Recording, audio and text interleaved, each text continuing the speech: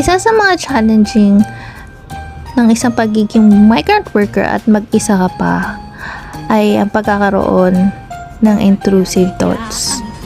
So, syempre kailangan nating labanan yon at tara, lumabas tayo at tikman natin ang pagka-crave ko sa burger steak. So, ito na nga.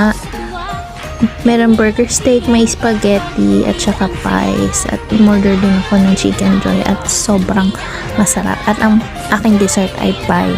So, paglabas ko nga ng Leicester Square tapos may Jollibee ay nakita ko to.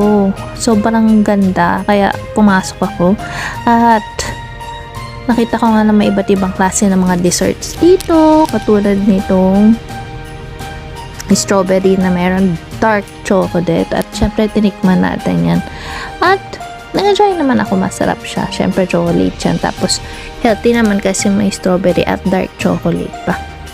So kanina nga ay parang hirap na hirap akong bumangon. So, talagang ang daming mga thoughts na alam kong hindi totoo sa isip ko ang nagkikip sa akin na maubusan ng energy. So, kailangan ko talaga siyang labanan. Kaya talagang pinilit ko talaga yung sarili ko na lumabas at maligo.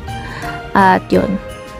At nakita ko nga dito yung ice skating, kaya syempre palalagpasin ba naman natin yan, lahat ng klase ng skating gusto ko talagang sinusubukan kahit hindi naman magaling ang person. So ayan, so sinuot na natin yung sapatos at ayan, hindi pala roller skate to, ice skating at sobrang nag-enjoy ako at thank God meron akong nahiraman nitong parang polar bear na pwede mong maging guide para maging balance ka. Kaso may bumangga sa akin kaya nagkaroon ako ng mga pasa-pasa dyan. Pero okay lang kasi na-enjoy ko naman. Ang ganda ng tanawin, mga Christmas light. Tapos feeling ko na-exercise ako habang nagro-roller skate kasi mga 45 minutes din yan. So matagal-tagal din. And ayun, nakaka-enjoy.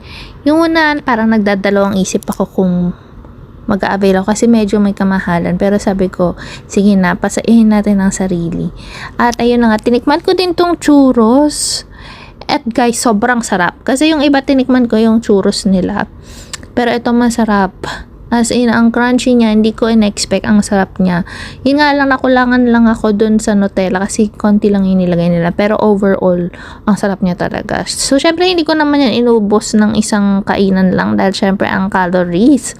Ayan. So, paglabas ko nga, ay nakita ko na ang ganda ng Christmas lights and mga decorations dito sa may